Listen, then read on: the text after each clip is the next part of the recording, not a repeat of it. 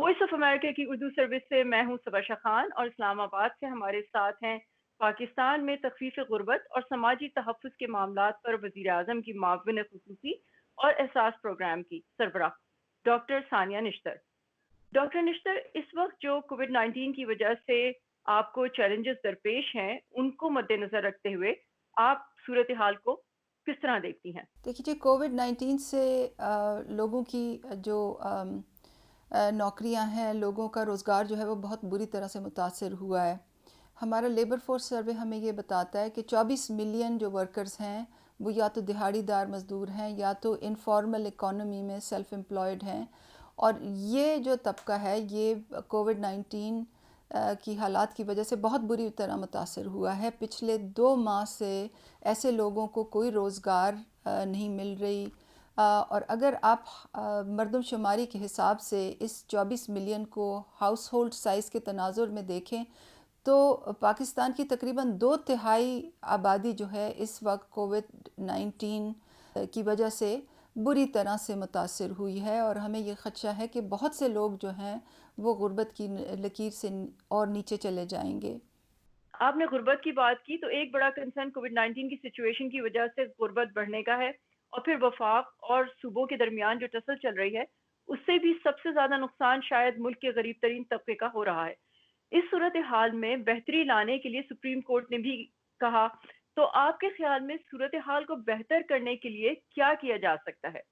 لوگوں کا غربت کی لکیر سے نیچے دھنس جانا واقعی ہی ایک بہت اہم یہ ایک ریالٹی ہے، یہ ہم اپنی آنکھوں کے سامنے ہوتے ہوئے دیکھ رہے ہیں، مگر جہاں تک کہ احساس کا تعلق ہے، جہاں تک ایمرجنسی میجرز کا تعلق ہے جو احساس کے چھتری کے نیچے اس وقت ہو رہے ہیں، وہاں تو وفاق اور صوبوں کے درمیان بہت ہم آہنگی ہے، کیونکہ ہمارا جو ایمرجنسی کیش کا جو پروگرام اس وقت چل رہا ہے جس کے ذریعے ہم 12 ملین خاندانوں کو 12,000 روپے کی امداد دے رہے ہیں، اس میں تو وفاقی حکومت جو ہے وہ لیڈ لے رہی ہے۔ تمام صوبے جو ہیں اس بات سے قطع نظر کہ ان کا تعلق کس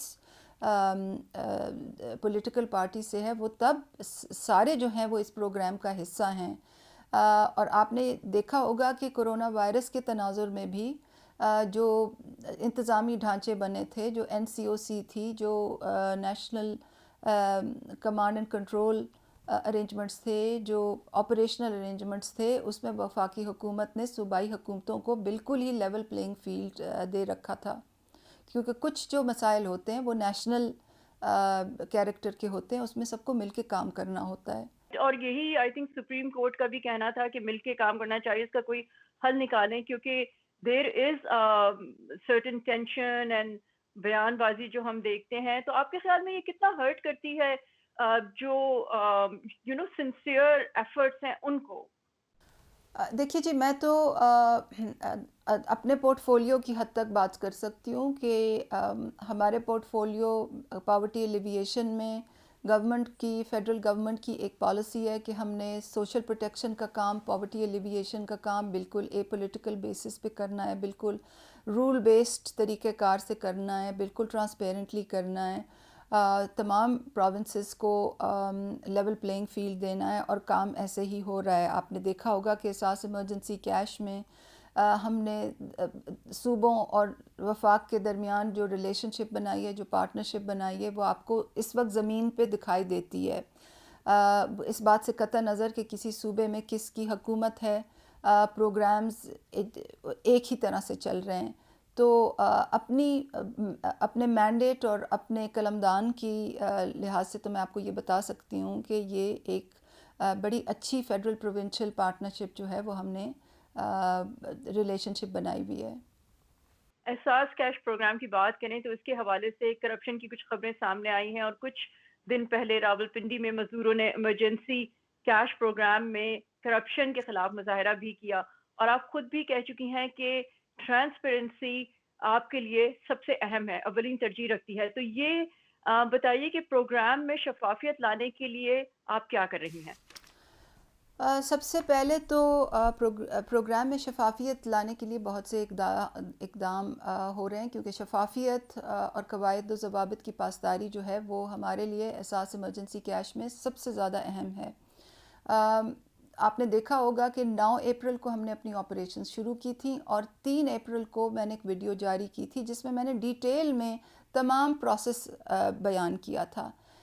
اس پروسیس کو فرم اپ کرنے سے پہلے تمام صوبوں کو آن بورڈ لیا گیا تھا، اور پوری ٹیکنیکل ڈیٹیل جو تھی کہ کس کو شامل کر رہے ہیں، کس اسکور پہ شامل کر رہے ہیں، ڈیٹا بیسز کا کس طرح سے استعمال ہو رہا ہے، 8171 ایس ایم ایس اسکیم کیسی ہوگی، جب ریکویسٹ آئے گی تو وہ 15 ڈیٹا بیسز کو کس طرح ہٹ کرے گی، ہر ڈیٹا بیس کو ہٹ کرنے کے بعد آٹومیٹک جواب کس طرح جائیں گے، یہ تمام چیزیں بڑی تفصیل سے جاری کی تھی، نمبر 1۔ نمبر 2 یہ کہ ہم نے انفارمیشن پورٹل ایک بنایا ہے جہاں پہ صوبوں میں کتنا پیسہ جا رہا ہے، ضلعوں میں کتنا پیسہ جا رہا ہے، تحصیل میں کتنا پیسہ جا رہا ہے، اس کی تمام جو تفصیلات ہیں وہ تمام جو ہیں وہ ایک ویب سائٹ پہ شائع ہیں، کیونکہ اور یہ پہلی دفعہ ہو رہا ہے پاکستان کی ہسٹری میں کہ اس قسم کی تفصیل جو ہے وہ پبلک ہو رہی ہے۔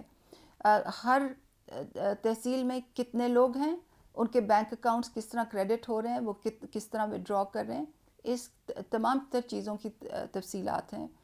اس کے علاوہ قواعد و ضوابط اور شفافیت کی کیونکہ بات ہو رہی ہے تو میں آپ کو بتاتی چلوں کہ جو ہمارا پروسیس ہے وہ بالکل ہی ہیومن انٹرفیئرنس سے پاک ہے، وہ بالکل ہی پولیٹیکل انٹرفیئرنس اور سیاسی مداخلت میں اس کا کوئی راستہ نہیں ہے۔ تو اور یہ واقعی ایک انپریسیڈنٹڈ چیز ہے جو پاکستان میں ہو رہی ہے، کہ اتنا بڑا پروگرام سماجی تحفظ کا، پاکستان کی 70 سالہ ہسٹری کا سب سے بڑا پروگرام جو ہے وہ اس طرح شفافیت اور قواعد و ضوابط کی بنیاد پہ ہو رہا ہے۔ آپ نے بات کی تھی کرپشن کی ایلیگیشنز پہ۔ الحمدللہ اس پروگرام پہ کوئی کرپشن ایلیگیشنز نہیں ہیں۔ جہاں بھی کیش موو کرتا ہے، چاہے وہ بڑے بڑے بینکوں میں بھی ہو، چاہے وہ کسی سوشل پروٹیکشن پہ ہو، جہاں بھی کیش موو کرتا ہے وہاں بدعنوان عناصر بہت زیادہ متحرک ہوتے ہیں، اور ہماری بھی آپریشنز پہ بہت سے سائبر اٹیکس ہوئے ہیں، fake websites, fake S M Ses, fake currency, بہت سے حملے ہوئے ہیں جس کو ہم نے on a real time basis deal کیا ہے۔ ہم پھر ڈیل کرتے ہیں ان بدعنوان ایجنٹس کے ساتھ بھی جو آن دا گراؤنڈ پیسے دیتے ہیں، کہ جب ایجنٹس لوگوں کو پیسے دیتے ہیں تو یہ بیچارے بہت ہی ان پڑھ معصوم لوگ ہوتے ہیں، ان کو اکثر وہ بتاتے ہیں کہ جی آپ کے 12,000 تو نہیں 11,000 آئے ہیں، 200 کم آئے ہیں۔ تو ان چیزوں کے خلاف ہم بھی بہت متحرک ہیں، ہم بھی ان چیزوں کو کنڈیم کرتے ہیں، ان کے خلاف ایف آئی آرز ہوتی ہیں، لوگوں کی گرفتاریاں ہوتی ہیں، آج بھی 300 سے لوگ اوپر جیل میں ہیں، بہت سی ایف آئی آریں کٹ چکی ہیں، اور جب لوگوں کے ساتھ یہ ہوتا ہے تو وہ بھی مظاہرے کرتے ہیں، اور ہم ان کو انکریج کرتے ہیں کہ اس قسم کے لوگوں کا ہمیں بتائیں تاکہ ان کی سرکوبی کی جائے۔ مگر میں دوبارہ یہ آپ کو یقین دلانا چاہتی ہوں کہ یہ بالکل ہی ایک رول بیسڈ آٹومیٹک پروسیس ہے جس میں ہیومن انٹرفیئرنس کی ڈیسیجن میکنگ لیول پہ کوئی دیر از نو روم فار دیٹ۔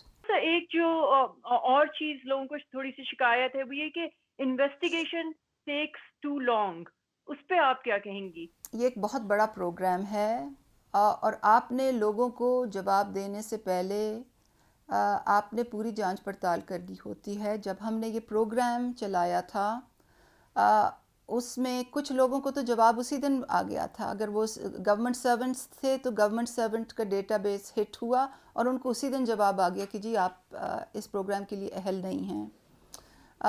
اس کے بعد پھر جو ایف بی آر کے ڈیٹا بیس کو ہٹ کیا، جن کی انکم ایک لیول سے زیادہ تھی، ان کو جواب آ گیا، اور پھر بتدریج اور ڈیٹا بیس سے چیکنگ ہوتی جاتی ہے۔ ہم نے 5 ہفتے سے زیادہ ہو گئے ہیں، ہم نے بہت سی چیزوں کو دیکھ کے ڈیسیجن میکنگ کرنی ہوتی ہے، اور اس میں ٹائم لگتا ہے، اور میں بار بار میڈیا پہ آ کے لوگوں کو یہی بتاتی ہوں کہ انشاءاللہ جلدی سب کو میسیجز آ جائیں گے۔ آج بھی ہم نے میرے خیال سے کوئی آئی وڈ سے 92% جو ہمارے میسیجز ہیں وہ آج تک اب جا چکے ہیں.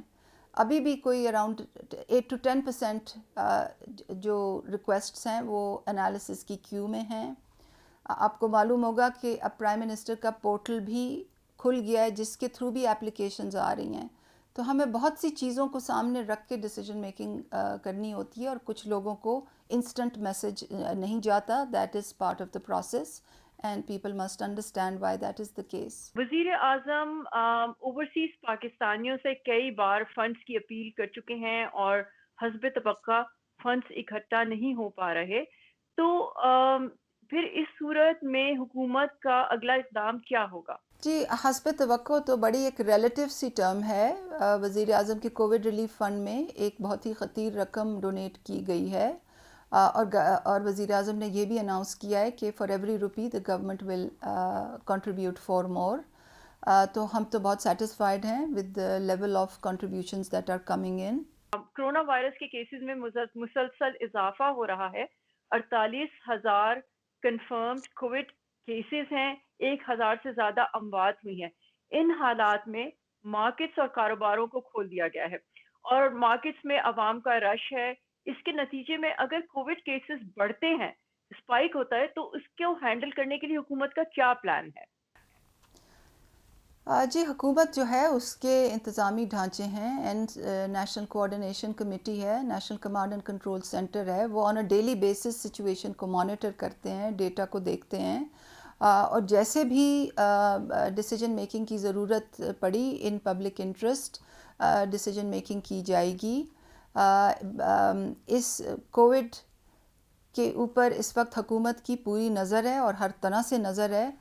ہم نے انفیکشن کو بھی بڑھنے سے روکنا ہے، اور ساتھ ساتھ ان 160 ملین یعنی کہ 16 کروڑ لوگوں کا بھی خیال کرنا ہے جو بالکل فاقوں پہ آ جائیں گے اگر ہم نے انکریمنٹلی کاروبار کو کھولا نہیں. اور یہ خالی پاکستان میں یہ چیز نہیں ہو رہی، یہ تمام دنیا میں ہی کا یہی چیلنج ہے، اور تمام دنیا بھی بڑھتے ہوئے کیسز کے ساتھ ساتھ لائیولیہڈ کے بھی راستے کھول رہی ہے. ہاں، حکومت کو یہ معلوم ہے اور ہمیں پوری طرح اس بات پہ توجہ مرکوز ہے تمام اداروں کی کہ جو حفاظتی تدابیر ہیں ان کو پوری طرح سے مد نظر رکھنا ہوتا ہے، اور سماجی فاصلوں کو رکھنے کے لیے جو بھی کوششیں ضروری تھی وہ کی جا رہی ہیں. لیکن گراؤنڈ ریالٹی اگر ہم دیکھیں تو عوام جو ہے وہ سماجی فاصلے کے قواعد جو ہے وہ مینٹین نہیں کر رہی، تو اس کی ذمہ داری عوام پر ڈال دینا، do you think it's a realistic expectation? آپ کو لگتا ہے کہ کیا عوام اتنی کمپلائنٹ ہے؟ دیکھیں جی، اویئرنیس ریزنگ ہمیشہ ایک چیلنج ہوتا ہے. گورنمنٹ کانسٹنٹلی کمیونیکیٹ کر رہی ہے لوگوں میں. گورنمنٹ کا جو کمیونیکیشن انجن کووڈ کے لیے جو استعمال ہو رہا ہے وہ میرے نہیں خیال کہ آج تک کسی بھی سچویشن کے لیے استعمال ہوا ہے. ہر طرح سے عوام کو آگاہی دلائی جا رہی ہے، ہر طرح سے ہم کوشش کر رہے ہیں کہ لوگ سوشل ڈسٹنس کو مینٹین کریں. اور آپ نے دیکھا ہوگا کہ جب سے یہ لاک ڈاؤن ایز ہوا ہے اور جہاں پہ بالکل بلیٹنٹ وائلیشنز ہو رہی ہیں سوشل ڈسٹنسنگ کی، وہاں ڈسپلنری ایکشن بھی لیا جا رہا ہے. ان دکانوں کو، ان مارکیٹوں کو دوبارہ سے بند کیا جا رہا ہے. تو یہ ایک ایوالونگ سچویشن ہے. آن اے ڈیلی بیسس چیزوں کو دیکھا جاتا ہے، and on a daily basis ہمیں ڈیسیجنز لینے پڑتے ہیں کہ کیا کرنا ہے. پاکستان میں غربت ایک گراؤنڈ ریالٹی ہے، غربت نہ بڑھے اس کے لیے آپ کیا کر رہی ہیں؟ دیکھیے جی، احساس ایک ملٹی ڈائمینشنل پروگرام ہے. پچھلی مارچ سے ہم ایک اسٹریٹجی کے تحت بہت سے اقدامات اٹھا چکے ہیں، اور بہت سے اقدامات پائپ لائن میں بھی ہیں. آپ نے سنا ہوگا احساس کفالت پروگرام، احساس آمدن پروگرام، احساس بلا سود قرضے، احساس اسکالرشپ، احساس لنگر. اور احساس اسٹریٹجی میں 130 پالیسیز اور پروگرامز ہیں جو کہ غریب لوگوں کی فلاح و بہبود اور معاشرے میں پسے ہوئے لوگوں کو اوپر اٹھانے کے لیے ہیں. مگر کووڈ-19 نے ہماری تمام جو پلاننگ، جو ایسٹیمیشنز تھیں، ان کو کووڈ-19 اب ہمیں فورس کر رہی ہے کہ ہم ان کو ری تھنک کریں.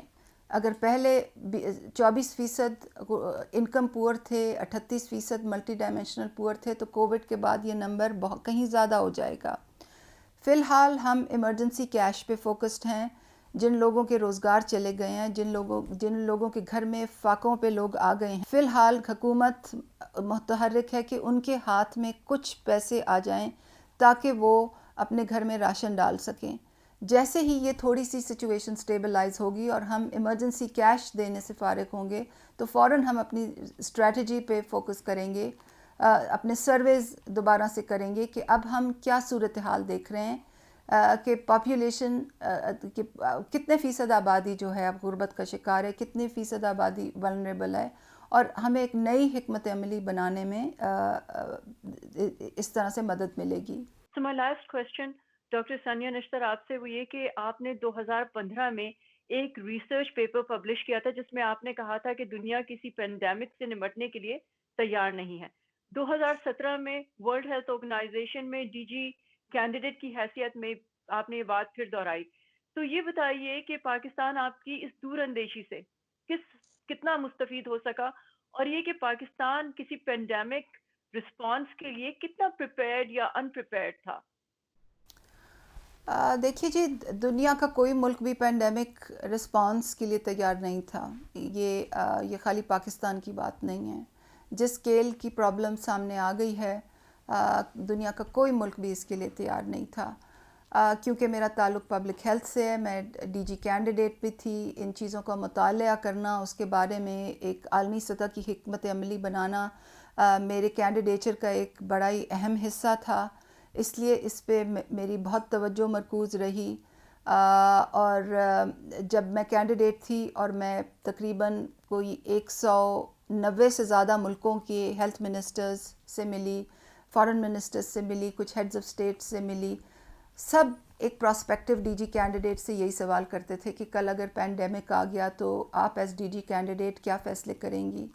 اور ہر میٹنگ میں مجھے یہی لگتا تھا کہ وہ ڈی جی کینڈیڈیٹ سے تو یہ بات کر رہے ہیں، مگر وہ یہ تیاری اپنے ملک میں کرنے کے لیے شاید اتنے متحرک نہیں ہیں، اور افسوس سے کہنا پڑتا ہے کہ تاریخ نے ہمیں یہ دکھا دیا کہ یہ آفت ہمارے سامنے آئی اور آج ہم سب اس کا شکار ہیں۔ تو جہاں تک پاکستان کا تعلق ہے، میں کیبنٹ کا حصہ ہوں۔ کیبنٹ میں میرا پورٹ فولیو پاورٹی ایلیویشن اور سوشل پروٹیکشن ہے، کیونکہ یہ ہماری گورنمنٹ کی پرائیورٹی ہے، ہمارے وزیر اعظم کی پرائیورٹی ہے، اور آئی ایم ویری ہمبلڈ کہ مجھے یہ سب سے بڑی پرائیورٹی کا پورٹ فولیو دیا گیا۔ کیبنٹ لیول ڈسکشنز میں ضرور شامل ہوتی ہوں، میرا ویو پوائنٹ جو ہے وہ ہیلتھ ٹیم ایکٹیولی سیک کرتی ہے، مگر پینڈیمک رسپانس کی رسپانسبلٹی پاکستان میں میرے پاس نہیں ہے، وہ ہیلتھ ٹیم کے پاس ہے، مگر ہم بہت کلوزلی کام کرتے ہیں، اور پاکستان ہر طرح سے اس آفت کے مقابلہ کرنے کی کوئی کسر ہماری حکومت نے نہیں چھوڑی۔ میں یہ عالمی دنیا کو یہ ایشورنس دلا سکتی ہوں کہ ہر طرح کی جو رسپانس ہے وہ ہم اپنے میگر ریسورسز کے تناظر میں بھی کر رہے ہیں۔ آپ کے خیال میں یہ کب تک چلے گا، اور آپ نے کب تک کی پلاننگ کی ہوئی ہے؟ پینڈیمکس بہت انپریڈکٹیبل ہوتے ہیں جی، مگر جو بھی آؤٹ بریک ہوتی ہے، ہمیں دنیا کی ہسٹری سے پتہ ہے کہ آؤٹ بریک جو ہے وہ پیک کرتی ہے اور پھر وہ نیچے بھی چلی جاتی ہے۔ جب وہ نیچے چلی جاتی ہے تو اس کا یہ نہیں مطلب کہ ہمیشہ کے لیے ختم ہو جاتی ہے۔ ایک پاپ کارن ایفیکٹ بہت سی بیماریوں کا ہوتا ہے۔ اس وقت یہ کہنا کہ یہ کب تک نیچے چلی جائے گی، اس کا سیکنڈ ویو کتنے آئے گا یا نہیں، اگر آئے گا تو کتنے جلدی آئے گا، یہ اس کے چھوٹے چھوٹے آؤٹ بریکس کس طرح سے ہوں گے، کیا یہ ٹیمپریچر سینسٹیو ہے، دنیا کی ڈفرینٹ پاپولیشنز کیسے بیہیو کر رہی ہیں، اس بارے میں کوئی حتمی چیز کہنا بہت مشکل ہے۔ Well, thank you so much for your time today. Thank you.